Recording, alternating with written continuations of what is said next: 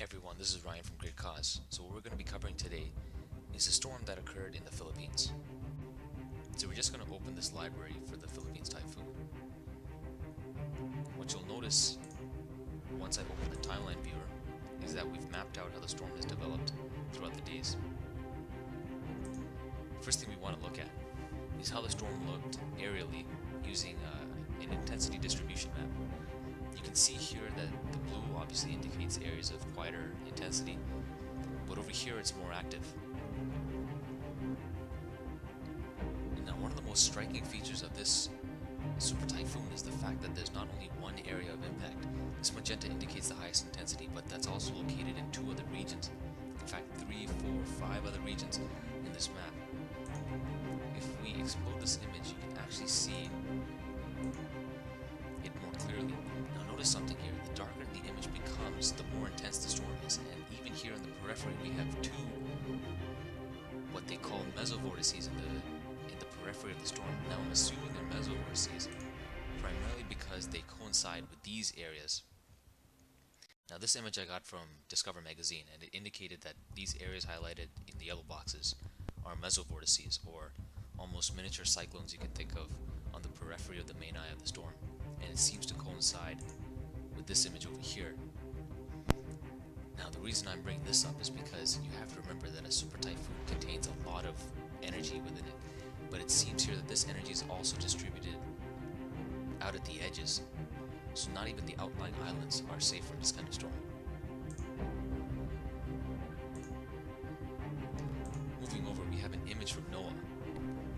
Now NOAA has indicated the heat distribution of the storm, or more likely actually the heat distribution of the ocean water that powered the storm.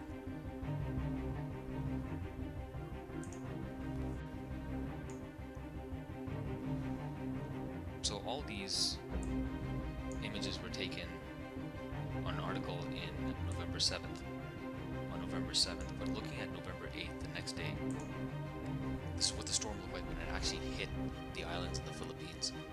This is when it made landfall. You can see here how bad the winds and the waves are. In fact, we have a description of the winds here. 170 miles per hour with 15 to 19 foot waves. That's according to the Telegraph. Now this map over here indicates where the storm was coming from. Coming from the Pacific Ocean, it cut through the bottom half of the Philippines, hitting 4 major islands.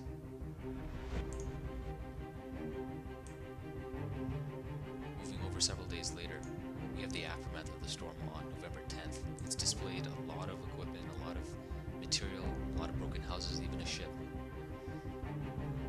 Now you'll notice over here, I've recorded the number of deaths that occurred according to the National Post.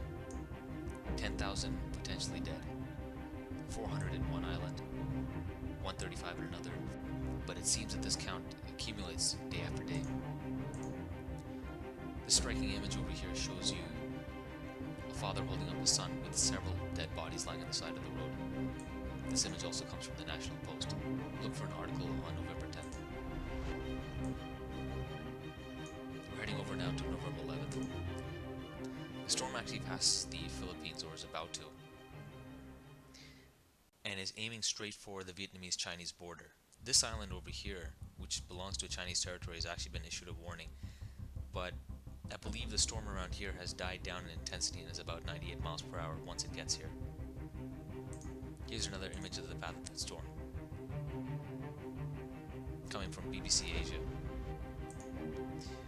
One of the islands is an island called Palawan.